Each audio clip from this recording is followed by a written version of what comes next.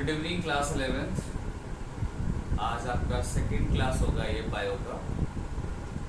Last class में मैंने आपको बताया था नीट आईआईटी के बारे में।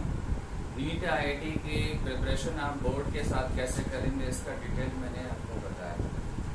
इवन आपको जो सब्जेक्ट टीचर्स हैं वो भी आपको नीट आईआईटी को बोर्ड से रिलेट करके आपको उसको बेसिक्स बताएंगे, ठीक है। और मैंने लास्ट लेक्चर में आपको बताया था कि बायोलॉजी में कितने नंबर आप चैप्टर्स हैं, कैसे पढ़ना है, कौन सा स्टार्टिंग चैप्टर अच्छा होगा, ऐसे मैंने एक बेसिक आपको आइडिया दिया था। आज मैं चैप्टर नंबर 8 स्टार्ट कर रहा हूँ। चैप्टर नंबर 8 जो है आपका क्या है, यूनिट ऑफ लाइफ है।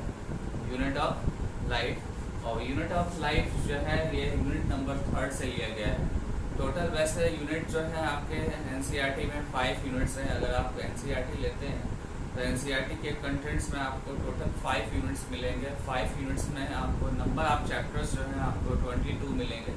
अभी जो चैप्टर स्टार्ट हो रहा है आपका चैप्टर नंबर 8 है। वो क्या है, चैप्टर नंबर 8। चैप्टर नंबर 8 का नेम जो है क्या नाम उसका है, the unit of life. That means cell की बात होगी यहाँ पे। सेल चैप्टर एक बेसिक चैप्टर है, आपको पता है ये चैप्टर जो है बायोलॉजी की स्टार्टिंग पॉइंट ऑफ व्यू से बहुत अच्छा माना जाता है। और इस चैप्टर में कुछ बेसिक्स हैं, कुछ इंट्रोडक्शन है जिसको मैं आज बताने वाला हूँ, ठीक है। जिसमें फर्स्ट जो पॉइंट मैंने आपके सामने बोर्ड पे मेंशन कर रखा है। फर्स्ट पॉइंट क्या है, नॉन लिविंग वर्सेस लिविंग। इसको मैं पहले डिस्कस करूँगा। देन मैं डिस्कस करूँगा यूनिसेलुलर एंड मल्टीसेलुलर टॉपिक को। देन डिस्कस करूँगा आपको बायोलॉजिकल हायरार्की को। देन आफ्टर मैं बताऊंगा आपको use of tools in biological study, ठीक है। ये मैं इंट्रोडक्शन में मैंने ये पॉइंट्स रखे हैं, इसी के बिहाफ पे आप हर एक टॉपिक को आप पढ़ते जाएंगे, ठीक है। ये पॉइंट्स मैं वन बाय वन मैं डिस्कस करने जा रहा हूँ। फर्स्ट जो पॉइंट है वो क्या है आपका, नॉन लिविंग और लिविंग। नॉन लिविंग और लिविंग, ये जो पॉइंट है आपका ये बहुत सिंपल है। आपने प्रीवियस क्लासेस में आपने पढ़ा भी होगा इसको। वैसे मैं एक बार रफली आपके सामने डिस्कस कर ले रहा हूँ इस टॉपिक को। नॉन लिविंग जो है, जैसे ये आपके सामने दिख रहा है ये बोर्ड, वाइट बोर्ड, ये क्या है, नॉन लिविंग है। मैं आपको दिख रहा हूँ, मैं कौन हूँ, मैं लिविंग ऑर्गेनिज्म, ठीक है। दोनों में डिफरेंस क्या है, तो डिफरेंस आपको पता करना होगा। तो आपको बताना होगा कि लिविंग ऑर्गेनिजम्स में कुछ फीचर्स होते हैं, कुछ उसकी प्रॉपर्टीज़ होती हैं, ठीक है। जब आप उस प्रॉपर्टीज़ और उस फीचर्स को कंपेयर करेंगे नॉन लिविंग से तो आपको डिफरेंस पता चलेगा। फॉर एग्जांपल मैं आपको बता रहा हूँ, जैसे कि एक पर्सन जो है एक रोड पे साउटिंग करे जोर से वो चिल्लाए, तो ये चिल्लाने का काम जो है वो कौन कर सकता है, एक लिविंग पर्सन ही कर सकता है, एक लिविंग ऑर्गेनिज्म ही कर सकता है, ठीक है। ऐसे ही आप किसी के साथ फाइटिंग कर रहे हैं, ठीक है। फाइटिंग का मतलब आपके बॉडी मूवमेंट्स कर रहे हैं। तो जब मूवमेंट्स प्रॉपर्टी लेके कंपेयर करेंगे नॉन लिविंग की और लिविंग की, तो आपको वहाँ पे भी डिफरेंस दिखेगा। नॉन लिविंग अपने कांस्टेंट एक स्टेशनरी फॉर्म में होगा और लिविंग प्रॉपर्टी जो है वो मूवमेंट करते हुए दिखेंगे आपको, ठीक है। ऐसे बहुत सारे प्रॉपर्टीज़ होते हैं जिसके बिहाफ पे आप लिविंग और नॉन लिविंग को कंपेयर कर सकते हैं, ठीक है। और ये सिंपल थिंग है, मैंने 2 पॉइंट लेके और मैंने इसको डिफरेंशिएट। देन आप आते हैं किसमें, यूनिसेलुलर और मल्टीसेलुलर ऑर्गेनिज्म। यूनिसेलुलर और मल्टीसेलुलर ऑर्गेनिज्म में आपको बताऊं सबसे पहले तो आपको पूरे अर्थ पे, जो अर्थ आपका है, अर्थ पे टोटल जो ऑर्गेनिजम्स हैं वो 1.7 से लेकर 1.9 मिलियंस एस्टिमेटेड हैं, जिसमें से कुछ जो है ऑर्गेनिजम्स यूनिसेलुलर हैं और कुछ ऑर्गेनिजम्स मल्टीसेलुलर्स हैं, ठीक है। जो यूनिसेलुलर ऑर्गेनिजम्स हैं उसमें एग्जांपल्स मैं आपको बताऊंगा। एग्जांपल है आपका bacteria, amoeba, paramecium, euglena, chlorella, chlamydomonas, ठीक है। तो ये these are the examples of unicellular. ये एग्जांपल्स आपको अलग अलग चैप्टर्स में मिलेंगे, मैं आपको नोट भी करवाऊंगा। अभी आपका ये एक तरीके से सब्जेक्ट या टॉपिक लेक्चर का फर्स्ट लेक्चर है आपका, तो आपको समझने की ज़रूरत ज़्यादा है और बाद में आप थोड़ा सा 1-2 लेक्चर के बाद आप नोट करें, अभी भी नोट कर सकते हैं, बट कंटेंट आपको फर्स्ट लेक्चर में कम मिलेगा, नेक्स्ट लेक्चर में आपको ज़्यादा कंटेंट नोट करने के लिए मिलेगा। तो मैं आपको ये बता रहा था कि जो यूनिसेलुलर ऑर्गेनिजम्स हैं उसके कुछ एग्जांपल्स हैं। फर्स्ट एग्जांपल आपका क्या है, बैक्टीरिया है। सेकंड क्या है, पैरामीशियम। देन यूग्लिना है, अमीबा है, क्लोरेला है, क्लाइमेडोमोनास है। जिसमें से लास्ट के जो है क्लाइमेडोमोनास और क्लोरेला, ये क्या है, ये एल्गी हैं। ये क्या है, यूनिसेलुलर एल्गी है। तो ये जितने भी मैंने आपको नेम बताए ये किसके नेम है, यूनिसेलुलर ऑर्गेनिजम्स के नेम है, ठीक है। फिर बात करते हैं मल्टीसेलुलर ऑर्गेनिजम्स। तो मल्टीसेलुलर ऑर्गेनिजम्स में मोस्टली फंगस होंगे मल्टीसेलुलर, मोस्टली प्लांट्स होंगे मल्टीसेलुलर, और एनिमल्स में सारे के सारे एनिमल्स क्या होंगे, मल्टीसेलुलर, ठीक है। आप ये जो भी 1.7 to 1.9 मिलियन ऑर्गेनिज्म है, इसको आप किंगडम्स के बिहाफ पे भी आप इसको स्टडी कर सकते हैं। इस किंगडम के बिहाफ पे आपने जूनियर क्लासेस में आपने पढ़ा होगा आर.एच. विटाकर ने 5 किंगडम क्लासिफिकेशन बनाया, और उस क्लासिफिकेशन में जो 5 किंगडम्स हैं उसमें स्टार्टिंग के फर्स्ट और सेकंड जो किंगडम है वो यूनिसेलुलर ऑर्गेनिजम्स के थे। देन थर्ड, फोर्थ, फिफ्थ जो किंगडम थे वो क्या है, वो मल्टीसेलुलर ऑर्गेनिजम्स के हैं। वो थर्ड, फोर्थ, फिफ्थ किंगडम के नेम क्या है, तो उसमें थर्ड नंबर पे है फंगस, फोर्थ नंबर पे है प्लांटी, और फिफ्थ नंबर पे है एनिमिलिया। ये आपके क्या है, ये आपके किंगडम्स के नेम है। मैंने किंगडम्स के अकॉर्डिंग यूनिसेलुलर और मल्टीसेलुलर को क्लासिफाई कर दिया, ठीक है। और ये आगे भी डिटेल करूंगा, जैसे चैप्टर स्टार्ट होगा क्लासिफिकेशन, बायोलॉजिकल क्लासिफिकेशन, वहां भी डिटेलिंग करूंगा, ठीक है। अब थोड़ा सा मैं डिस्कस कर लेता हूँ कि यूनिसेलुलर और मल्टीसेलुलर के बीच में डिफरेंस क्या है। डिफरेंस आपको सुनना होगा, आपने पढ़ा भी होगा डिफरेंस को। तो यूनिसेलुलर ऑर्गेनिजम्स के बारे में अगर स्टार्टिंग करें हम, तो यूनिसेलुलर में आपको पता है कि सिंगल सेल इन्वॉल्व होगा। अगर किसी भी ऑर्गेनिज्म में एक ही सेल है तो वो एक सेल जो होगा वो सारी एक्टिविटीज़ को करेगा। जितनी भी एक्टिविटीज़ होती हैं वो सारी की सारी एक्टिविटीज़ जो है वो किसमें कंसिस्ट होगा, एक सिंगल सेल के अंदर होगा। मतलब कि रिस्पायरेशन, एक्सक्रीशन, ठीक है, बहुत सारी एक्टिविटीज़ हैं जो एक सिंगल सेल ही परफॉर्म करने वाला है। दैट मीन्स कि यूनिसेलुलर ऑर्गेनिजम्स में लेवल ऑफ डिवीजन नहीं होगा, लेवल ऑफ डिवीजन नहीं होने वाला, ठीक है। देन आते हैं मल्टीसेलुलर ऑर्गेनिजम्स में। और मल्टीसेलुलर ऑर्गेनिजम्स में क्या होते हैं कि डिफरेंट टाइप के सेल्स भी हैं, डिफरेंट टाइप के टिश्यूज भी हैं, और डिफरेंट टाइप के जो टिश्यूज हैं उनका कॉम्बिनेशन से ऑर्गन्स भी बनते हैं, और ऑर्गन भी डिफरेंट है। And each and every organ perform एक वन स्पेसिफिक फंक्शन, ठीक है। एक जो ऑर्गन है आपका, वो ऑर्गन एक स्पेसिफिक फंक्शन को परफॉर्म करेगा। फॉर एग्जाम्पल हार्ट की बात करें तो हार्ट क्या है, हार्ट ब्लड की पंपिंग करेगा। फॉर एग्जाम्पल किडनी क्या करेगा, एक्सक्रीशन करेगा, वेस्ट मटेरियल को एलिमिनेट करेगा बॉडी से, ठीक है। फिर वैसे सेल्स के अकॉर्डिंग अगर बात करें तो आरबीसी सेल्स जो है वो ऑक्सीजन को कैरी और डिलीवर करता है, ठीक है। देन डब्ल्यूबीसीज की बात करें तो डब्ल्यूबीसीज डिफेंस के लिए होता है। तो ऐसे कहने का मतलब ये है कि जब आप मल्टीसेलुलर ऑर्गेनिजम्स की बात करेंगे तो मल्टीसेलुलर ऑर्गेनिजम्स में क्या होता है, सेल लेवल पे भी लेवल ऑफ डिवीजन होता है, ठीक है। टिश्यू लेवल पे भी आपको लेवल ऑफ डिवीजन दिखेगा, और ऑर्गन लेवल पे भी आपको लेवल ऑफ डिवीजन दिखेगा।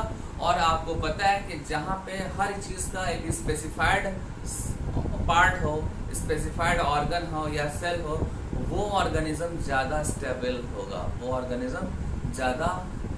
होगा, और एज वेल एज वो रेगुलेटेड फॉर्म में होगा, उसका रेगुलेशन इजीली हो सकता है, ठीक है।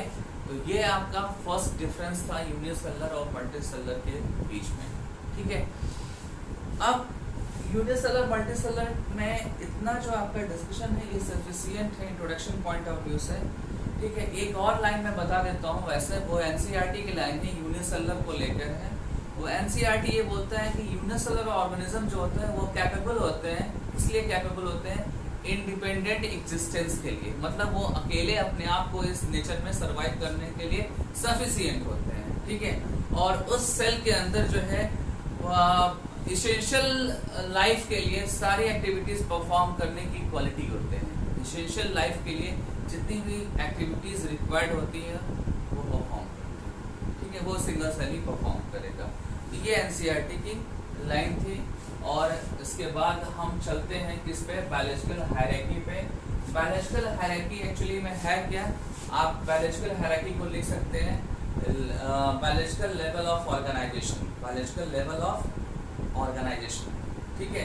बायोलॉजिकल लेवल ऑफ ऑर्गेनाइजेशन में एक्चुअली क्या होता है कि स्टार्टिंग जो होती है, आपने देखा होगा, आपने जूनियर सेशन में पढ़ा होगा कि सेल जो है, जब सेल्स बहुत सारे मिलते हैं तो क्या बनाते हैं, वो टिश्यूज को बनाते हैं। किसको बनाते हैं, वो टिश्यूज को बनाते हैं। और जब टिश्यूज मिलते हैं तो क्या बनाते हैं, ऑर्गन को बनाते हैं। जब बहुत सारे ऑर्गन्स एंड अदर पार्ट्स जब इन्वॉल्व होते हैं तो क्या बनाते हैं, वो ऑर्गन सिस्टम बनाते हैं। क्या बनाते हैं, वो ऑर्गन सिस्टम बनाते हैं। ध्यान से सुनना होगा, ये आपके जो इंट्रोडक्शन क्लासेस हैं ये बहुत इम्पोर्टेंट होंगे आपके माइंड बिल्डअप करने के लिए। तो ये आपका बायोलॉजिकल हायरार्की का मैंने सीक्वेंस आपके सामने लिखा है। इसमें क्या दिखा आपको, इस बहुत सारे सेल्स जो हैं वो टिश्यूज बना रहे हैं, बहुत सारे टिश्यूज जो ऑर्गन्स बना रहे हैं, और ऑर्गन्स से फिर क्या फॉर्म हो रहा है, ऑर्गन सिस्टम हो रहे हैं। ऑर्गन सिस्टम बहुत सारे इन्वॉल्व होंगे, like digestive system, respiratory system, circulatory system, respiratory system, ऐसे बहुत सारे ऑर्गन सिस्टम होते हैं। जब ऑर्गन सिस्टम एक साथ कोऑर्डिनेट होते हैं, एक साथ कोऑर्डिनेट होते हैं तो एक ऑर्गेनिज्म का सर्वाइवल पॉसिबल होता है, एक ऑर्गेनिज्म का सर्वाइवल पॉसिबल होता है, ठीक है। तो ये आपका क्या है, बायोलॉजिकल हायरार्की। इस बायोलॉजिकल हायरार्की में मैं आपको एक डीमेरिट दिख रहा होगा। डीमेरिट ये कि ये तो हमने पहले ही पढ़ रखा है, तो सर ने नया क्या बताया, तो सर जब आपको नया बताएंगे तो आपको लगेगा कि हाँ अब आपको बायोलॉजिकल हायरार्की में कुछ स्पेशल चीज़ दिख रही है क्लास 11 के अकॉर्डिंग। वो क्या है, तो वो ये है कि कोई भी सेल्स है वो किससे फॉर्म होता है, कोई भी सेल्स जो है फॉर्म होता है बायोमॉलिक्यूल से, ठीक है। किससे फॉर्म होगा, बायोमॉलिक्यूल से फॉर्म होगा। आपको मैं बता दूं कि कोई भी सेल जो है, वो सेल जो है के अंदर बहुत सारे मॉलिक्यूल्स हैं, और वो जो मॉलिक्यूल्स हैं उस सेल्स के लिए, ठीक है, फॉर्मेशन के लिए रिस्पॉन्सिबल होते हैं, ठीक है। अगर वो सेल्स में नहीं होंगे तो सेल्स का जो बेसिक स्ट्रक्चर है वो पॉसिबल नहीं होगा।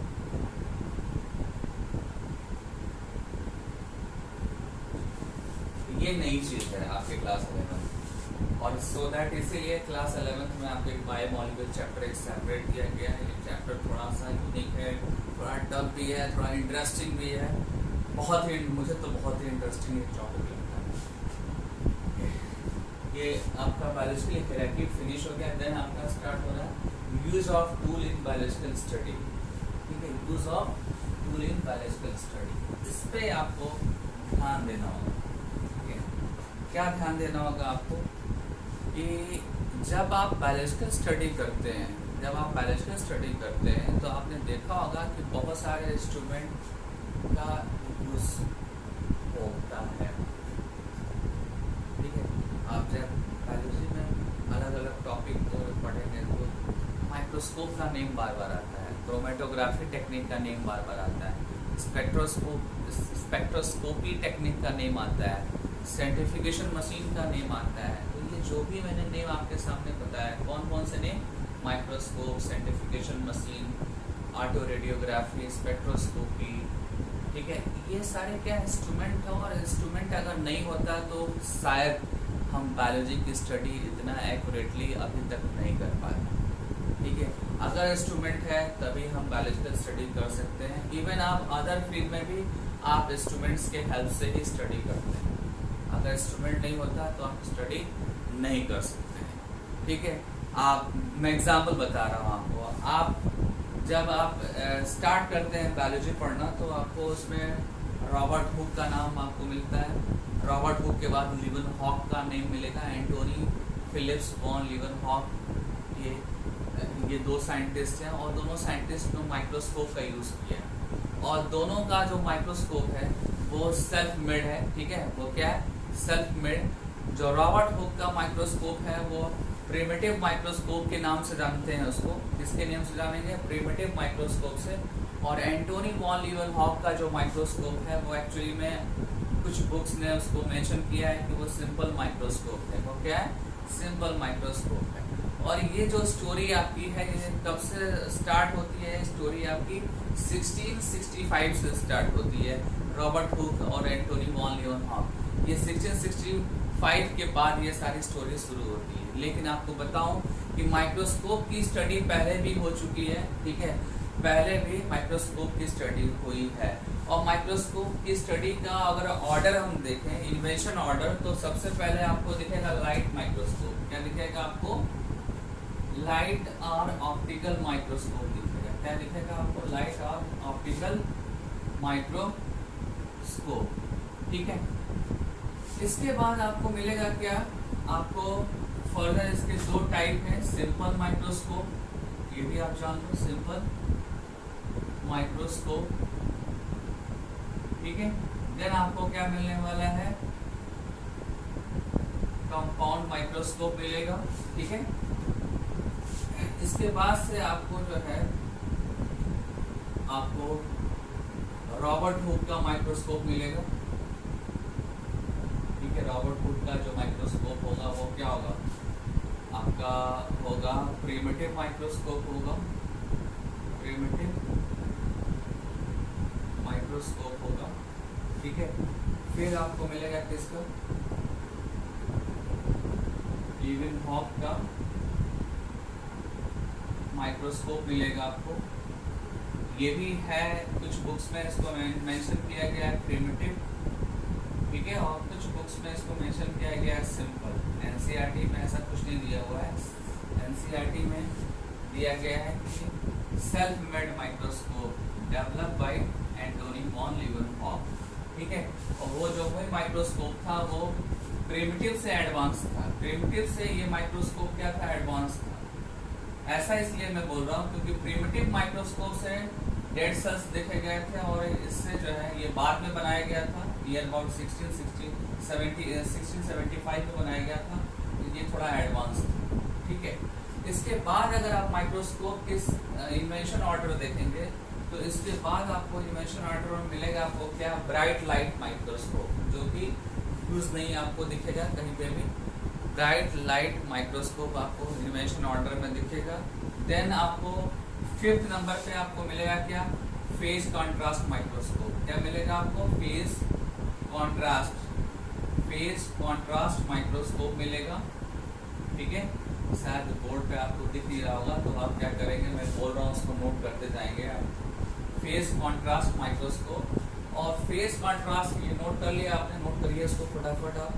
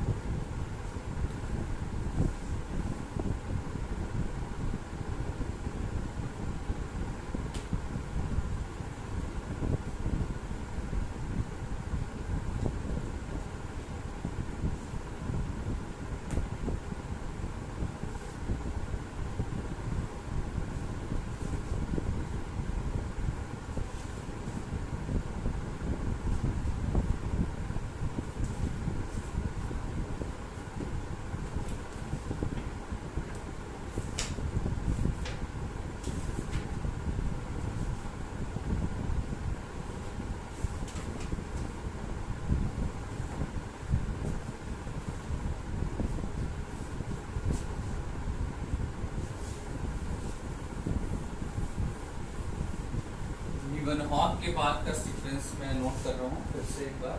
लीeuwenhoek के बाद मैंने क्या बताया? ब्राइट लाइट माइक्रोस्कोप, जो कि आपको इसकी रिक्वायरमेंट नहीं है। देन आपको मिलेगा phase contrast microscope, phase contrast microscope, ठीक है। इसके थ्रू जो है आप सेल डिवीजन की स्टडी कर सकते हैं, by which we have to study cell division, ठीक है। देन आपका 5th नंबर पे आएगा इलेक्ट्रॉन माइक्रोस्कोप। क्या आएगा आपका? इलेक्ट्रॉन माइक्रोस्कोप, ठीक है। ये ज़्यादा इम्पोर्टेंट है, ये आपको मेंशन आपको एनसीईआरटी में दिखेगा और इलेक्ट्रॉन माइक्रोस्कोप में भी आपके दो कैटेगरी है, टैंक और सेल। तो ये आपके माइक्रोस्कोप के इन्वेंशन ऑर्डर हो गए। इससे मैंने बताया क्या कि इससे जो है सेल डिवीजन की स्टडी करते हैं, इलेक्ट्रॉन माइक्रोस्कोप से जो है वो सेल के स्ट्रक्चर की स्टडी करते हैं, वो भी डिटेल, मतलब कि आप ऑर्गन्स की स्टडी कर सकते हैं, ऑर्गन की स्टडी कर सकते हैं।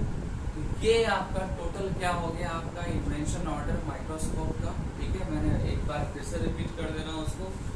मैंने बताया कि आपको लाइट और ऑप्टिकल माइक्रोस्कोप पहले डिस्कवर हुआ, उसमें दो टाइप हैं, सिंपल और कंपाउंड। देन 1665 में रॉबर्ट हुक ने प्रिमिटिव माइक्रोस्कोप सेल्फ मेड बनाया और उससे डेड सेल्स की स्टडी की। ठीक है, तो वो भी एक माइक्रोस्कोप हुआ आपका।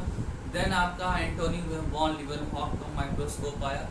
ठीक है, और उस माइक्रोस्कोप से जो है लिविंग सेल्स की स्टडी की गई। एंटोनी वॉन लीवनहॉक की जो माइक्रोस्कोप है वो थोड़ा सा एडवांस था as compare to Robert Hooke microscope. Then आपका आता है ब्राइट माइक्रोस्कोप जो आउट ऑफ सिलेबस है। देन आता है आपका phase contrast microscope. Phase contrast microscope के हेल्प से आप सेल डिवीजन की स्टडी करेंगे।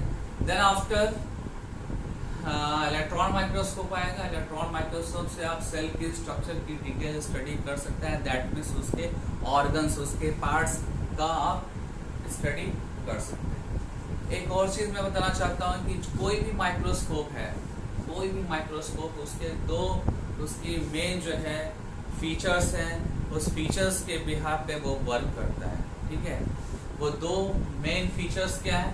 फर्स्ट फीचर है मैग्निफिकेशन। फर्स्ट फीचर क्या है? मैग्निफिकेशन। और सेकंड जो फीचर है वो क्या है? Resolving power. रिजॉल्विंग पावर, ठीक है, रिजॉल्विंग पावर का आप रिजोल्यूशन पावर भी बोल सकते हैं। रिजोल्यूशन पावर, रिजोल्यूशन पावर में क्या है कि दो बहुत क्लोज जो है ऑब्जेक्ट अगर रखे हुए हैं तो उसको आप कैसे डिस्टिंग्विश करके देख सकते हैं। ठीक है, अगर कोई भी माइक्रोस्कोप दो क्लोज रखे हुए ऑब्जेक्ट्स को डिस्टिंग्विश कर रहा है, इसका मतलब कि उसका रिजोल्यूशन पावर क्या है? हाई है, उसका रिजोल्यूशन पावर हाई है। सिमिलरली एक और आपका पैरामीटर है, वो पैरामीटर क्या है कि कोई भी छोटी चीज़ है उसको आपने मल्टीपल टाइम्स आपने उसका साइज बड़ा कर दिया, आपने मैग्नीफाई कर दिया, उसको स्मॉल साइज की चीज़ को आपने बड़ा कर दिया, तो वो क्या है? मैग्निफिकेशन। जो आपका माइक्रोस्कोप है ये दो कॉन्सेप्ट या दो प्रिंसिपल पे वर्क करता है। First is magnification and second is resolution power. Resolution power, ठीक है ना।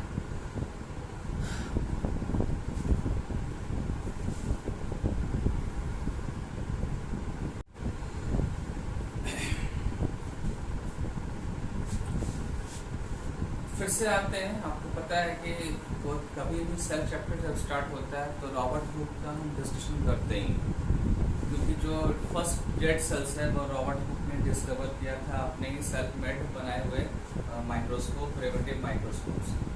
प्रिमिटिव माइक्रोस्कोप से जो देखा था सेल, वो कौन सा सेल था? वो डेड सेल था। ये कब देखा था? 1665 में देखा था। ठीक है, और कैसे देखा था? एक ट्री का बार्क लिया था, ट्री है, ठीक है, ट्री का जो आउटर जो लेयर है वो बार्क है। बार्क से कॉर्क बनता है। क्या बनता है? बार्क से कॉर्क बनता है। कॉर्क लिया, और कॉर्क कहाँ से लिया? बार्क से, बार्क ऑफ ट्री से लिया, बार्क ऑफ ट्री से लिया। और बार्क के बहुत सारे फाइन स्लाइस बनाए गए, फाइन स्लाइस भी बनाए गए। फाइन स्लाइस बना के और माइक्रोस्कोप से रॉबर्ट हुक ने उस स्लाइस को देखा, और देखने के बाद उसकी कंपैरिजन किससे किया? हनी बी से किया। किससे किया? हनी कॉम्ब से। किससे? हनी कॉम्ब से। हनी बी का जो जहाँ पे सरवाइव करते हैं उस प्लेस को हनी कॉम्ब बोलते हैं। हनी कॉम्ब जो है वो, उसका हिंदी जो होता है वो क्या होता है? उसकी मीनिंग जो है वो क्या है? मधुमक्खी का छत्ता। और मधुमक्खी का छत्ता जब आप देखेंगे तो उसमें बहुत सारे जो है आपको क्या मिलेंगे? यूनिट्स मिलेंगे। ठीक है, क्या मिलेंगे? आप मिलेंगे आपको यूनिट्स मिलेंगे आपको बहुत सारे। ठीक है, ठीक है। इस यूनिट को एक्चुअली में क्या बोला गया है? सेल बोला गया है। बट ये सेल जो है वर्ड आया कहाँ से? सेलुला से आया। कहाँ से ये वर्ड आया? सेलुला। और सेलुला जो है एक लैटिन टर्म है। ये क्या है? लैटिन टर्म है। और सेलुला का जो लिटरली मीनिंग होता है अ लिटिल रूम। क्या होता है? A little room. तो कहने का मतलब ये क्या है, बहुत सारे लिटिल रूम्स हैं जिसको हम सेल बोलते हैं, ठीक है। और इस सेल के अंदर जो है आपको सिर्फ क्या दिख रहा है, बाउंड्रीज दिख रही है, बहुत सारी बाउंड्री दिख रही है अपने अपने सेल्स की। और सेल्स के अंदर की चीज क्या है, सेल के अंदर इनसाइड क्या है, ये प्रिमिटिव माइक्रोस्कोप से नहीं देखा गया। रॉबर्ट हुक का जो माइक्रोस्कोप था वो कैपेबल नहीं था कि अंदर की कंटेंट्स को वो देख सके, ठीक है, वो प्रिमिटिव टाइप का था। और यही रॉबर्ट हुक के सेल्फ स्टडी का डीमेरिट भी था, ठीक है। उनको अंदर की कुछ भी चीज़ें नहीं मालूम थी, ये पता था कि एक लिटिल रूम है, एक सेल है जिसका एक बाउंड्री होता है और बाउंड्री के अंदर क्या है ये उनको पता नहीं है। जो आजकल हम क्या जानते हैं उसको साइटोप्लाज्म जानते हैं, ठीक है, या साथ में आप सेल ऑर्गेनल्स को भी जानते हैं। सेल के अंदर साइटोप्लाज्म होता है, सेल ऑर्गेनल्स होते हैं, ये सब रॉबर्ट हुक ने नहीं देखा, ठीक है, क्योंकि उनका माइक्रोस्कोप क्या था, प्रिमिटिव टाइप का था। और दूसरा जो सैंपल लिया वो क्या था, वो ऑलरेडी डेड सेल्स था, तो डेड सेल्स के अंदर कंटेंट्स नहीं देख सकते आप, ठीक है। देन आते हैं किस पे, एंटोनी वॉन लीवनहॉक पे। एंटोनी वॉन लीवनहॉक का जो पूरा नाम है वो क्या है, एंटोनी फिलिप्स वॉन लीवनहॉक, ठीक है। और ये 1674 में लिविंग सेल्स को फर्स्ट टाइम देखा था। लिविंग सेल्स को कहाँ से देखा था, एक पॉन्ड से कुछ वाटर लिया, ठीक है, और उस वाटर से भी एक ड्रॉप वाटर लेके स्लाइड पे उसके लिया, और स्लाइड से लेने के बाद अपने ही बनाए हुए सेल्फ मेड माइक्रोस्कोप से उस ड्रॉप ऑफ वाटर को देखा। और ड्रॉप ऑफ वाटर में क्या दिखा, बैक्टीरिया दिखा। एक्चुअली में क्या दिखा, वो बैक्टीरिया। वो बैक्टीरिया क्या कर रहा था, मूवमेंट कर रहा था। वो बैक्टीरिया क्या कर रहा था, मूवमेंट कर रहा था, क्योंकि बैक्टीरिया में क्या होते हैं, फ्लैजला होते हैं। और फ्लैजला जो होते हैं वो मोटाइल नेचर के होते हैं। कैसे होते हैं वो, मोटाइल नेचर, मतलब कि वो मूवमेंट के लिए रिस्पॉन्सिबल होंगे। और जब भी कोई चीज़ मूवमेंट करती है या लोकोमोशन करती है तो आप उसको एनिमल से कंपेयर करते हैं, ठीक है। जब भी कोई चीज़ मूवमेंट कर रही है या लोकोमोशन कर रही है, या उसको आप बोल सकते हैं कि पोजीशन चेंज कर रही है, तो उसको आप कंपेयर किससे करते हैं, एनिमल से कंपेयर करते हैं। और यहाँ पे एंटोनी वॉन लीवनहॉक ने जब देखा कि उस वन ड्रॉप ऑफ पॉन्ड के अंदर एक कोई ऑर्गेनिज्म है जो मूव कर रहा है, अपनी प्लेस को चेंज कर रहा है, तो उसको एनिमल से कंपेयर करके उसका नेम क्या रखा, एनिमलकुलस रखा। क्या लिखा, एनिमलकुलस रखा। उसको क्या बोला, एनिमलकुलस, ठीक है। ये आपने पढ़ा होगा क्लास 9 में। उसके बाद से जब ये जो देखा एनिमलकुलस, उसके बाद से एंटोनी वॉन लीवनहॉक ने बहुत सारे सेल्स को देखा, लाइक स्पर्म को देखा, लाइक अदर बैक्टीरियाज को देखा, ओवा को देखा, बहुत सारे लिविंग सेल्स को देखा, और लिविंग सेल्स की जो फीचर्स है वो बताया, ठीक है। इसके साथ साथ एक और आपका हिस्टोरिकल अकाउंट्स में पॉइंट है, बहुत इंपॉर्टेंट है। रॉबर्ट ब्राउन का नाम आप जानते होंगे। रॉबर्ट ब्राउन ने जो है न्यूक्लियस की डिस्कवरी की, ठीक है। तो ये क्लास 11th आपका आज जो है सेकेंड बायोलॉजी की क्लास यहीं पे मैं रोक रहा हूँ, स्टॉप कर रहा हूँ। लेक्चर्स को ध्यान से सुनिएगा, आप डरिएगा नहीं, ये आपके स्टार्टिंग की क्लासेस हैं। और इस वीडियो के बाद जो भी डाउट्स होंगे आप मेरे व्हाट्सएप पे, जो मेरा इंडिविजुअल व्हाट्सएप मेरा है, उस पर आप क्वेश्चन भेज सकते हैं। आप ग्रुप में भी भेज सकते हैं। अगर ग्रुप में भी कोई ऐसा लगता है हेजिटेशन, तो आप मेरे को इंडिविजुअल भी आप मैसेज देके कोई भी क्वेश्चन आप पूछ सकते हैं, ओके। तो अभी आपको क्या करना होगा, वीडियो को 2 बार, 1 बार, 2 बार, 3 बार आपको देखना होगा, उसमें अच्छी बातों को नोट करना होगा। NCERT अगर आपके पास नहीं है तो आप NCERT को डाउनलोड करेंगे। NCERT अगर नहीं मिल रही है तो मेरे को आप मैसेज करेंगे, मैं आपको NCERT की PDF भेजूंगा, तो आप उस PDF को पढ़ना, ठीक है। बट आप डरना मत, क्योंकि अभी स्टार्टिंग के क्लासेस हैं। आप अगर डर जाएंगे तो परेशानी आगे और भी आएंगे, ठीक है। तो ये लेक्चर मैं यहीं पे ख़त्म कर रहा हूँ, ठीक है। हेजिटेट नहीं होना है आपको, मेरे से क्वेश्चन पूछते रहना है जब भी डाउट, ओके। नेक्स्ट क्लास में आपको मैं सेल थ्योरी बताऊंगा। सेल थ्योरी में आपको ओल्ड मॉडर्न सेल थ्योरी, ठीक है, और इसके साथ साथ सेल के बेसिक स्ट्रक्चर के बारे में बताऊंगा। Okay, class 11, thank you, good night.